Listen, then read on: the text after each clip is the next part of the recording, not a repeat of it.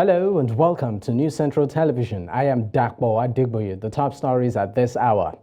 Nigerian Army General vows to wipe out Boko Haram. Civil servants in Niger State, Nigeria to stop work from Wednesday. Guinea junta freezes accounts of dissolved government members. Details in a moment.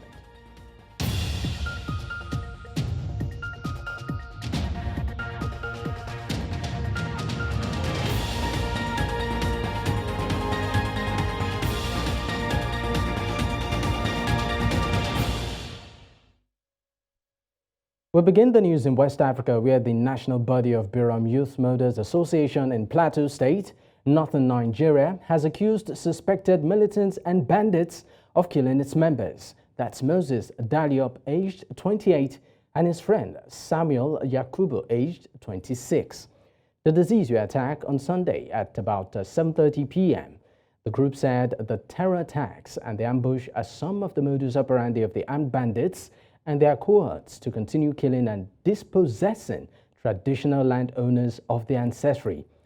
It called on the relevant authorities to rise up to their statutory responsibility to halt the reoccurrence of such acts of terrorism being meted out on plateau hamlets, villages, and communities. Now to discuss this, I'm joined by the President, Birom Youth Mothers Association, Plateau State. Now, talking about Daliop Suleiman, thank you for your time. This is rather very unfortunate. Would you just like to, of course, shed more light on this very unfortunate attack on your members? Of course, it is a dastardly act of terrorism that was meted out on the innocent people of Dorowa Babuji along farm axis. And this is not the only incident we've experienced, within these days, that even as of last night, there was another attack carried out by the same, group of terrorist elements who invaded a village in Bokos local government area. And even at the moment, we've not yet ascertained the fatality figure. And of course, it actually beat down our imagination that despite the presence of security personnel deployed, these same elements wouldn't want Plateau to experience relative peace. We were thinking that, of course, for the past 1 week, we've not heard of any coordinated attack, believing that Plateau and Nigeria at large will start experiencing relative peace. But lo and behold, we've been plunged into another state of mourning by the killing of these innocent young people who have high dreams, to contribute their own quota towards the development of their home states, Plateau State and Nigeria at large. And then the bandits and the terrorist elements have cut short their lives. So we keep asking, why is this thing happening? And then why won't there be a drastic measures taken to bring an end to this act of hostility on innocent people? And then, of course, it dawned on us that Plateau State is blessed with a lot of natural resources. The atmosphere, particularly the weather, is very, very conducive. Solomon, I just want to, of course, interject here a bit. Do you have any idea where these attackers are from and what exactly is their objective? Yeah, we've said it over time. These are people that have been stationed at a hill. There's a particular hill in Were of Rob district. The same elements have been stationed at Mushere axis. We also have them at another location at Mahanga in the local government. They are in so many places. We have named, we have forwarded to security agents, we have served, the same information to the relevant authorities, believing that something will be done about it. But lo and behold, nothing even up to date. Any idea? Of course, the rationale behind this, ceaseless tax on native inhabitants, is one, to dispossess them of their ancestral home state. And that's the reason why on the plateau record has it that 120 villages are currently under the occupation of the terrorist element, having sacked and uprooted native inhabitants from their villages and communities. And we have cried out to relevant authorities, we have cried out to government. Something should be done about it unless government is condoning and encouraging this act of terrorism. Otherwise, why would there be drastic measures taken to forestall the recurrence of this and slot the bandits element, who have invaded and then infested the state? Now, let's talk about the efforts of the government, particularly in restoring peace. We know that the governor has been very vocal, and we've seen efforts, not just in recent times, but also in the past, working side by side with the military in the state to ensure that there is relative calm. Would you say enough has been done? And if not, what areas do you think they're leaving out? We appreciate both the federal and the state government for taking the measures it has deployed so far. But that isn't enough. Because why I'm appreciating the efforts made so far is that for the first time ever since the assumption of office by President Bola Ahmed Tinubu and Barrister Caleb Mutfam of Plateau State, that where there are distress calls for intervention, on many occasions we have seen the military swinging into action. Unlike in the past, regime, where there will be 11 hours operation, invasion of villages and communities with no intervention from the military. Some of the incidences you see the military actively participating in the killings, joining force with the bandits. We've written petitions. This is not a hearsay or this is not just a mere allegation. It had happened in the past. We've written petitions, but nothing was happened. So we must appreciate the present administration because we can see prompt response from the security agents that once there is a distress call, of course, within 10 to 15 minutes, you see security swinging into action and arriving scene of incidents. So for that, we are commending, but something more than this needs to be done. All right. And of course, we are praying that, one, in these general areas, there should be deployment of more security personnel. And then, of course, we know that in the past administration, there was an executive pronouncement for establishment of mobile squadron in Barkiladi, which by implication will take care of Barkiladi, Riom, Mango, and Bokos, and other places. We have longed to see the establishment of this, security outfit reach, they brought to that general area. But even up to date, nothing has been done. And then, of course, the bandits have said that they will not want to see military squadron established in Gashish or Barkeladi. Because once that one is done, the hostility they have already programmed against the innocent ones will not see the light of the day. All right. Solomon, I'm sorry to interject, but we are pressed for time. But thank you so much. Hopefully, we would have some other time to really, of course, talk about this issue, and we pray for peace and stability on the plateau. Once again, thank you for your time. Solomon Dalyop, that's the President, Beno Youth Mothers Association in Plateau State. Thank you once again. All right, now let's, of course, still on security matters. The Anambra State Joint Security Force has bust an insurgent camp in Achalla, the headquarters of Awka North, a local government area of the state. The operation was ordered by the State Commissioner of Police, that's Aderemi Adeoye. This was disclosed in a press statement issued by the state police spokesperson, DSP Tochukwu Ikenga, on Tuesday. Ikenga added that the hoodlums had disrupted trading in Achalla Market and previously on Monday, forcing traders to observe a seat at home. The successful operation led to the recovery of 5 exotic vehicles previously snatched at the gunpoint.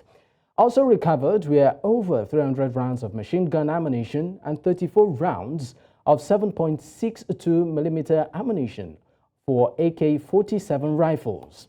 According to Ikenga, all operatives from various services have returned safely to their base. At the 212 Battalion Parade Ground in Maiduguri, the theater commander of the Joint Task Force Northeast Operation, Haggen Kai, used the occasion of the West African Social Activity celebrations to reaffirm the military's dedication to eradicating the remnants of Boko Haram terrorists from the region. News Central's Modu Kirawa completes the report. A moment to reflect and relieve the usual sound of guns and battles in the front line by troops and other senior officers of the Nigerian Army.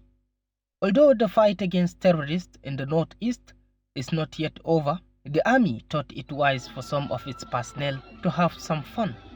The annual event also aimed at sustaining unity in the barracks, promoting cultural awareness within the diverse families, and interacting in a relaxed atmosphere with minimal military drills. I would like to thank the President and Commander-in-Chief of the Armed Forces for his strategic guidance to the Nigerian Army and indeed the theater of operations.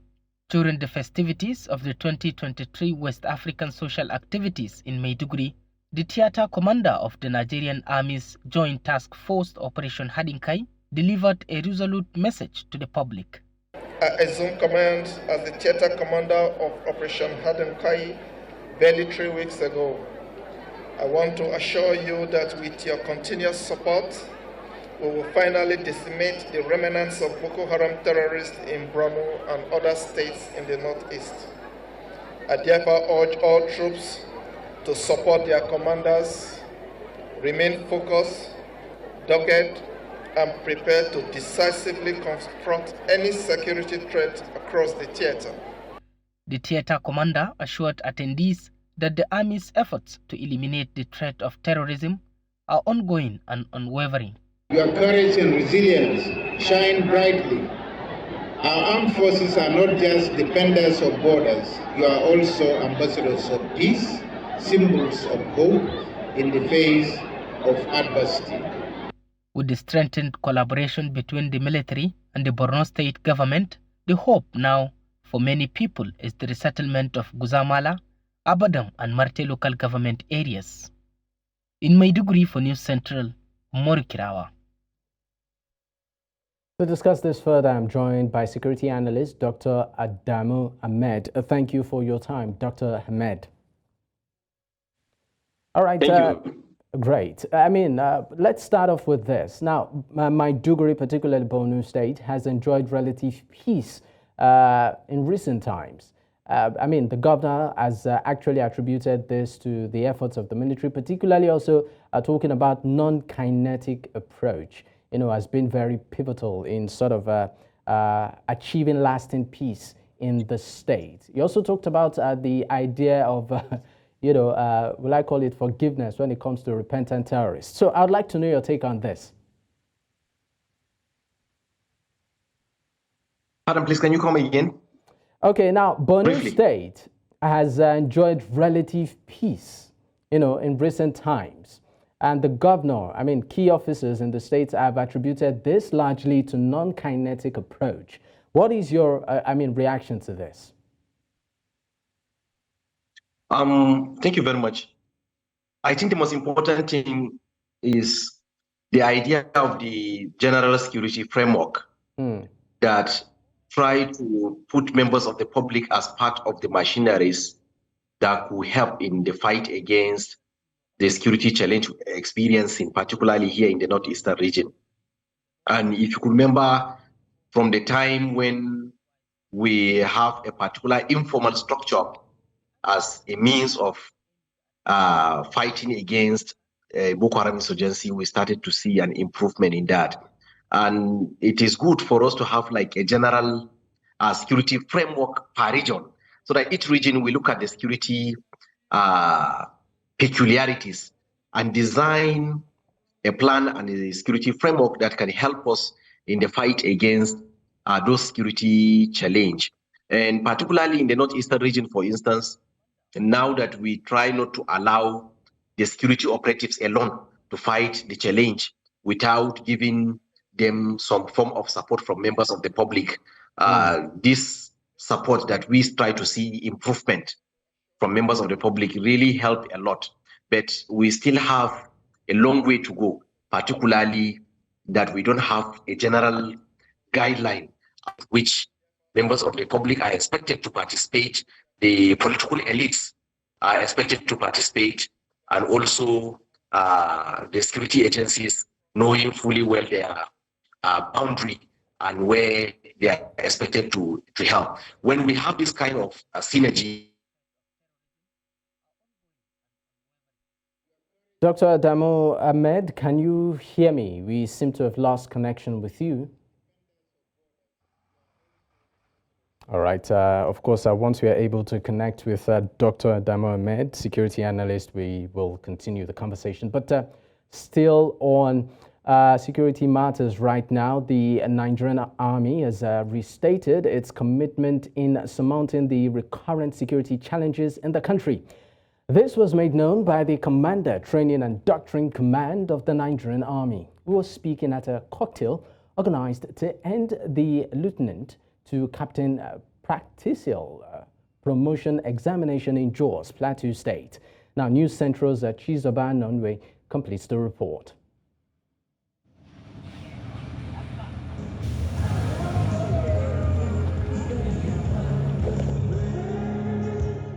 Noting the daunting challenges facing Nigeria, the Nigerian Army says sooner than later, all these will be in the past as measures are being put in place to achieve positive records.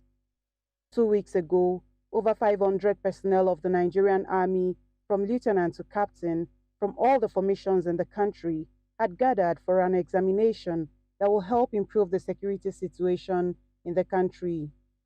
Marking the end of the 2-week program, a cocktail was organized in honor of the men and women in uniform, though not in uniform this time around. I can tell you that as we continue to close ranks, these challenges are not insurmountable. Working with other security agencies along our functional lines and with the support of the larger Nigerian population, we hope that in no distant time, we shall overcome all the security challenges in all the theaters across the entire country.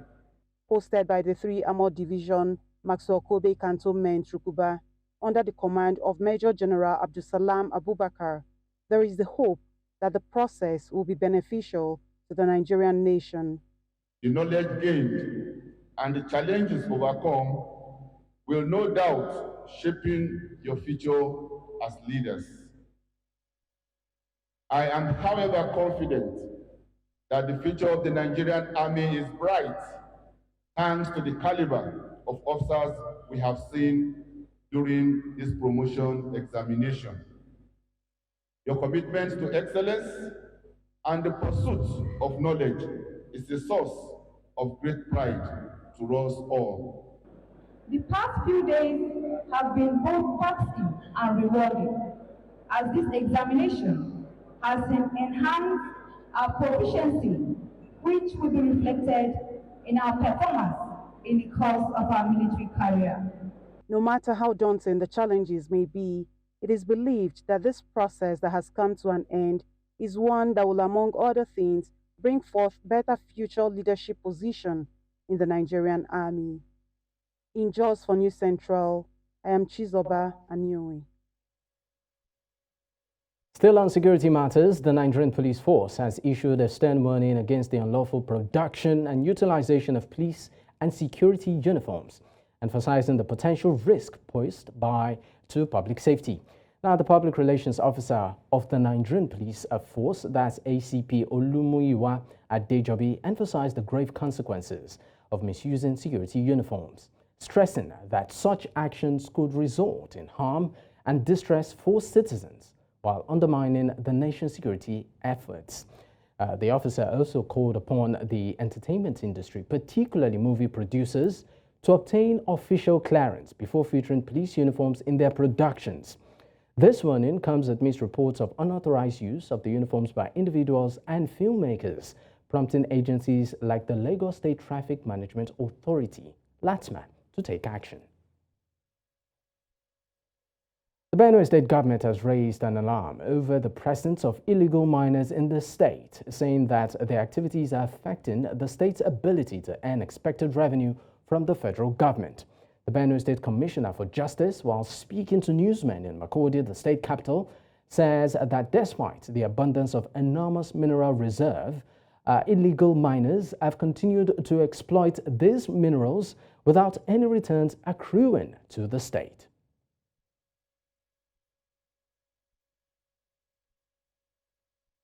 State has a deposit of 34 mineral resources out of the total 44 in the whole country. So it's quite unfortunate that while 13% derivative is very, very low. But there is a problem.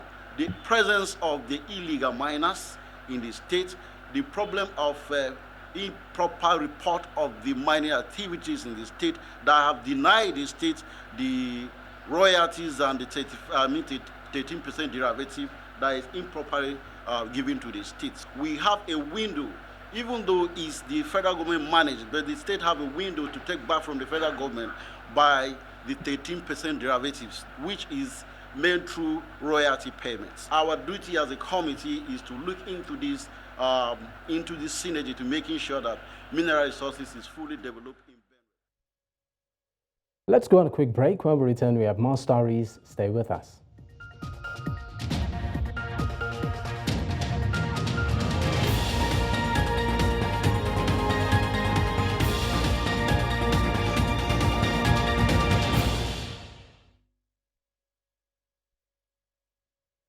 Away from security matters now, civil servants in Niger State have declared an indefinite strike over the failure of the government to meet their demands.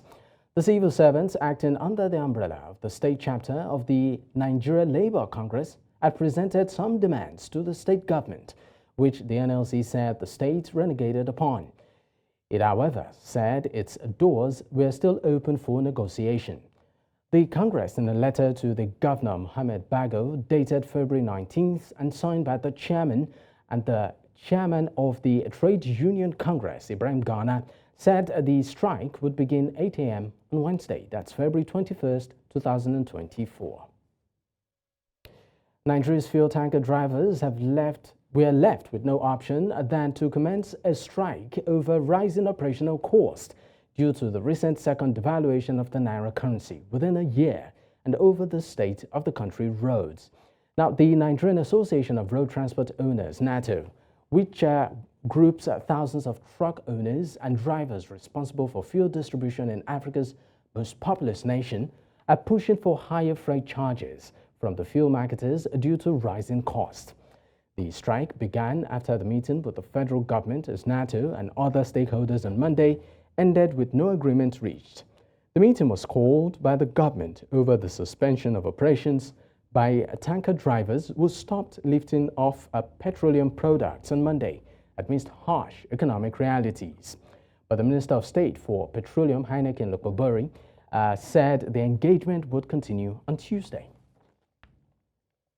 Nigeria has seen several pockets of protest as the people complain of a high cost of living.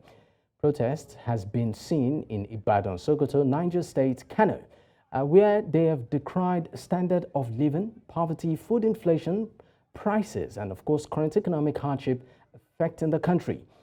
The latest protest saw a converge of people on the Mokola axis of Ibadan, your state capital, carrying placards with various inscriptions and songs of agitation, saying they will peacefully move across some major streets in the state. Now they appeal to all concerned Nigerians to join the solidarity movement as the people cannot continue to endure what they describe as an unbearable pain. The whole country is hungry. We just need their intervention. We do not want to fight with them. We are not here to cause any problem. We are just here to tell the government our problems, that they should just look into this for us. That they should please look into the problem of the masses. Help us. Have mercy on us. People are hungry. People are dying daily of hunger. Insecurity is killing people. We just need them to help us. They should just help us. They should just look into our case and be of help to Nigerians. That's just all we need. Nigerians have the right to hear their opinions, and we cannot say because we are here today The Nigerian Senate is taking a swipe at the 17 trillion naira loss by the country on tax waivers within the last 5 years. The Senate's objection to the alleged abuse tax waivers came up during the 2024 budget presentation of the Federal Inland Revenue Service, that's FIRS. The chairman of the committee, that's Senator Sani Musa, told the FIRS chairman that tax waivers abuse, which has cost the country about 17 trillion naira loss within the last 5 years, should be suspended and substituted with a rebating system. And tax rebate system in Nigeria will not only ensure fairness, but also bolster revenue generation. So for critical national development, we really want you to look at this, because this country have lost more than 7 billion trillion in 5 years due to tax waivers and tax holidays. The backward integration policy of this government, which gives room for those holidays, we need to review it. So I think with this, I can say that you are fostering much of accountability in your collections. You are doing very well. The innovations you are bringing to tax administration. Meanwhile, the chairman of the FIRS, Zacchaeus Adedeji, who projected 17.4 trillion naira as targeted total tax collection for the current year, that's 2024, insisted that the fresh 2.7 trillion naira tax credit planned for road construction in the country by the Central Bank of Nigeria should be stopped.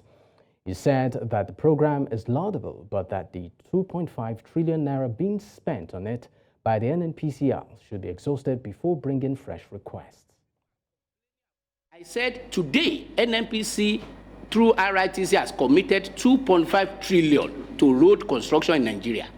And they brought another one, they said they want to expand it by another 2.7 trillion. And I said, no, that is not allowed. As a special advisor to the president on revenue, I will not say I have all my revenue and I want to use it for road. Is it the only road I want to do? I've already committed 2.5 trillion to this one, and people are complaining about the efficiency of it, and that is even separate. That what I've said, which Mr. President has approved, is that all the one that we have in pipeline, we will complete it, but it's not expandable, and that is what we say, because NNPC is #1 revenue source for us as a country, either in time of taxes or non-taxes. We can now not use all their money, their capacity, and we are using it to do road that is roughly managed by me, Federal Land Revenue. What capacity do I have as an accountant to be the one approving the road for 2.05? How will I manage it? How do I know what they say? It can go see to so, and I approve. Which staff do I have there? And I said it is only Ministry of Works that has director of works in every state. Take everything through budgeting process. If we have this revenue, so let. Ishiagu, an agrarian community in Delta State, South Nigeria, has called on the federal and state government to save their community from the annual perennial flooding that have sacked them and destroyed their livelihood over the years. The call was made at the flag off, a clearing and mechanization, a distillation of the Iyete River's waterways at the community. Now, News Central's correspondent Austin Azu completes the report. This one bogey excavating here is to ensure the blocked Iyete Umambala River's waterways open up for free flow of water and empty into the River Niger and Ethiopia. Identify Shago with fish, and the waterways, when it is developed and really overly dredged, will help the fishing input of this community, so that other people can also come here to harness the agricultural impact of the fishing industry in this community.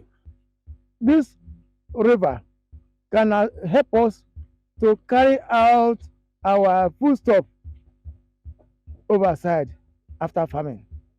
It will not be easy for us to carry our farm produce to the mainland where it will be transported to other places for sale. Some residents of the community who spoke recounted how the community has been confronted with perennial flooding wherever there was a heavy downpour. The residents said the exercise was born out of community efforts to complement the state government's efforts dredging the river years ago. While describing the impacts of the flooding on the community, they appealed to both the federal and state governments to put an end to the ecological disaster confronting riverine communities along the coastal lines of the River Niger and Benue. This river is the community that have decided we have this stretch of Iyete River going straight, linking up the River Niger, same as Mbalamba River. They connect and link up to River Niger. So here, the economic life of this place, its value is to be upgraded, added if the channels are opened up. Asking the government to see how this can be done, probably once in every 2 years, pending when the bridge can be constructed to be able to accommodate more water. Because if it's left undone, in a couple of years back, the whole water width again will take over the whole place. And when the tide comes, everywhere will get overflooded. So we are believing and begging government to come to our aid in helping us to make this mechanical distillation probably once in 2 years affairs, while we look forward to seeing the bridge being constructed.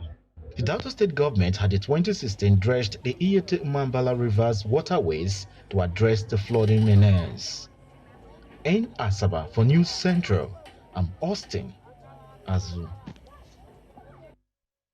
Coming up on the news, Guinea junta freezes accounts of dissolved government members. We have details of this story and more after the break.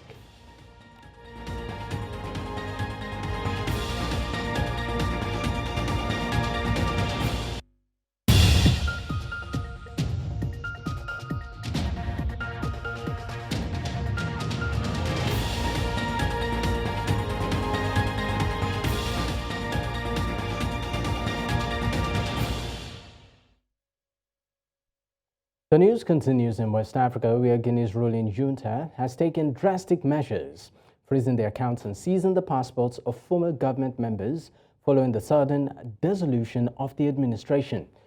Chief of Staff General Ibrahim Sore Bangura announced on state television that the junta has ordered the freezing of bank accounts, seizure of travel documents, and also removal of official privileges from dissolved government officials, with no clear explanation given for these actions. The military, which seized power in a coup last year, September, has yet to provide any public justification for this move, leaving many citizens confused and concerned. This development comes amidst reported tension within the government and recent protests in the capital, Conakry, despite the junta's ban on demonstrations and crackdown on dissidents. In neighboring Guinea-Bissau, the country's interior minister said the police had dismantled a passport fraud network within the ministry and that 3 of its officials involved in the case have been arrested. The interior ministry said airport officials had raised the alarm that they noticed several Guinea-Bissau passport holders who could not speak any of the country's languages. Interior Minister Boje Kande said at this stage of the investigation, 41 persons carrying illegal Guinea-Bissau passports, including Cameroonians, Guineans, Nigerians, and Senegalese, were found. He added that some of them could be charged with a crime. Interior Ministry Chief of Staff said that the operation had been underway since 2022. The Transport Ministry said at least 15 persons were killed and 46 injured when a bus collided with a truck in Central Mall. Now, a bus traveling from the central town of Mopti to the capital Bamako collided with a 10-ton truck traveling in the opposite direction between Gisegadu and Owen. A civil defense worker transported the victims to the Semino Dolo Hospital in Mopti, as road accidents are common in Mali and are generally caused by poor roads and vehicle conditions and also human error. West Africa's currency union has reported that Niger's debt worth about $500 million has suffered multiple defaults after the coup. UMOA treatise UT, which manages the West African Economic Monetary Union operations, had published 8 notices to investors since the beginning of the year, stating that Niger has been unable to meet its financial obligations on the government securities market.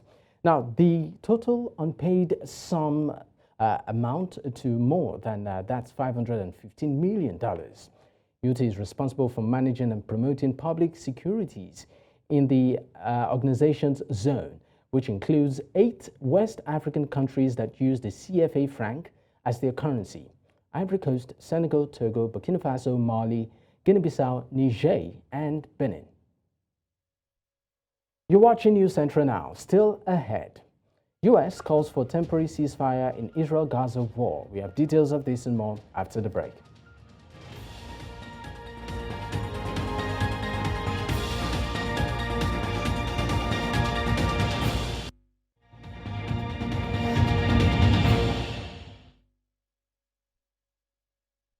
The United States has proposed a draft resolution at the United Nations Security Council, which calls for a temporary ceasefire in Gaza.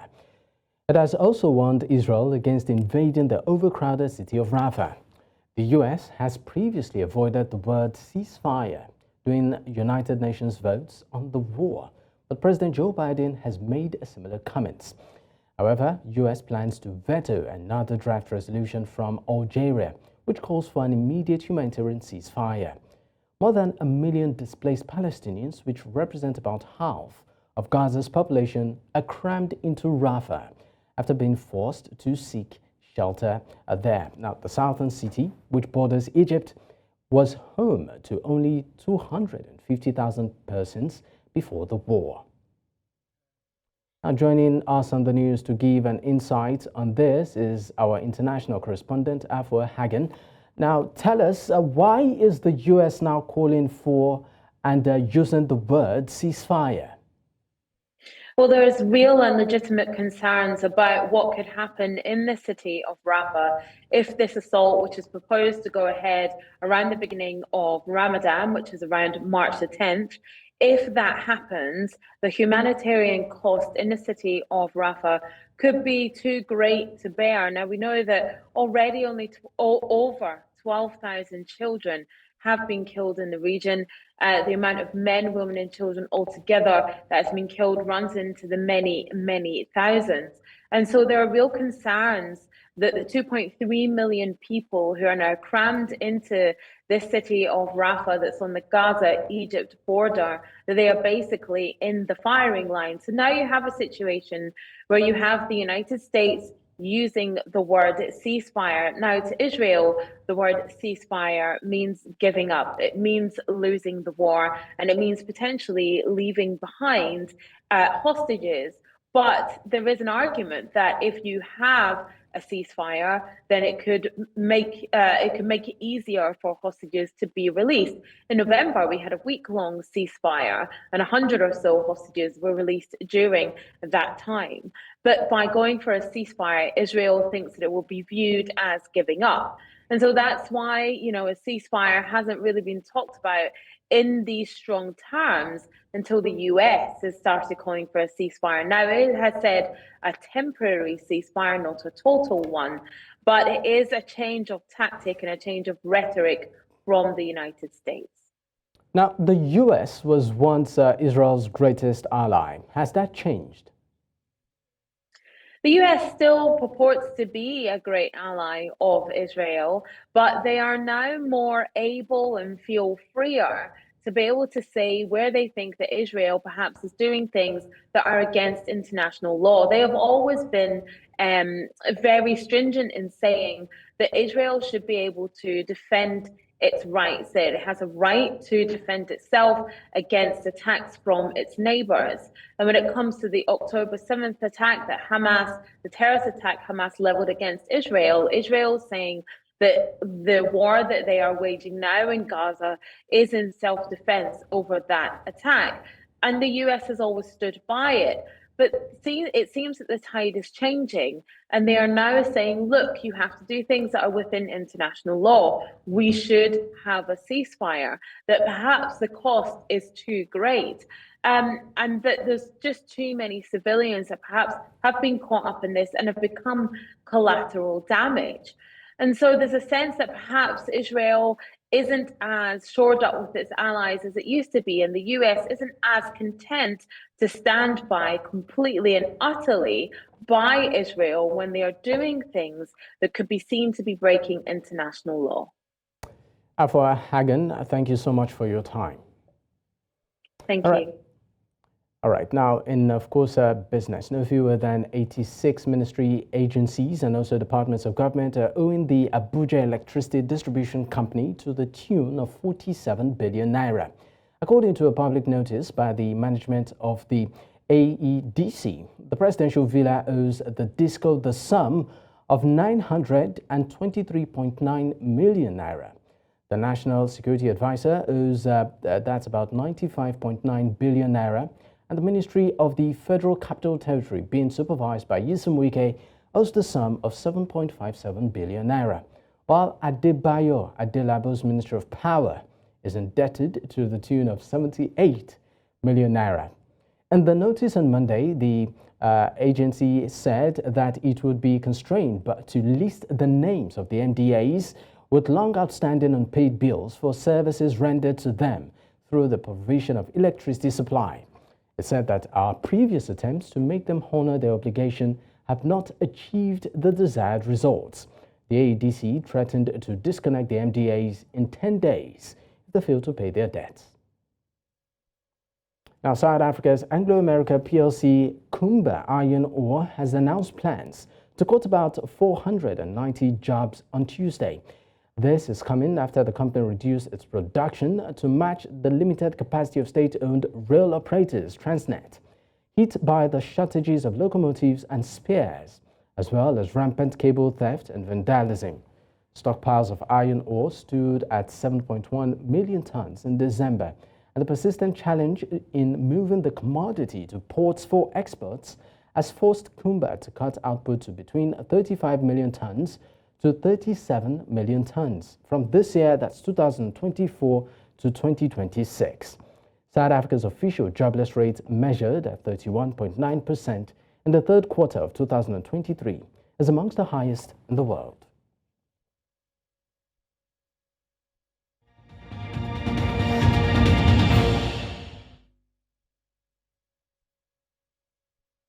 Let's wrap it up with some sporting details. After making history in the men's 200 meters heats on day 2 of the national trials in Asaba, Consider Econom continued his winning streak from the heats to the semis and final of the men's 200 meters, clocking 26.63 seconds in the semis and 20.6 seconds in the final, scoring the first title of the competition after a disqualification in the 100-meter final.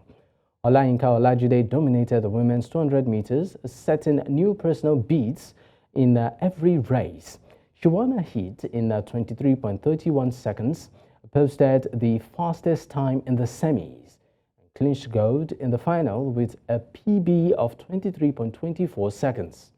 Precious Nzeako finished second in 23.51 seconds, and Chisom Onyebuchi third in 24 seconds.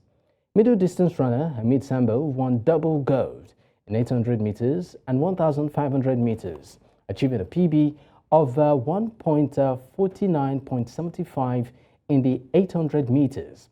The many years Sambo had been trying to run under 1 minute 50 seconds in the men's 100 meters. His hard work and persistence paid off after he ran a new PB of 1 hour, that's 49 seconds and 75 minutes, to win his event at the Games Trials this year. Now, all 8 finalists in the women's 800 meters set new PBs, with Comfort James leading the way at 2.5.11 seconds.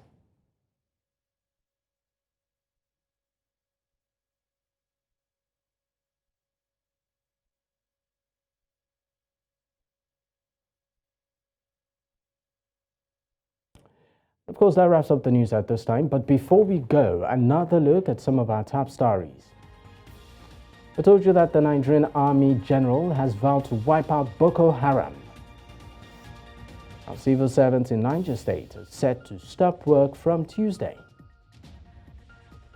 We also told you that Guinea Junta has frozen accounts of dissolved government members.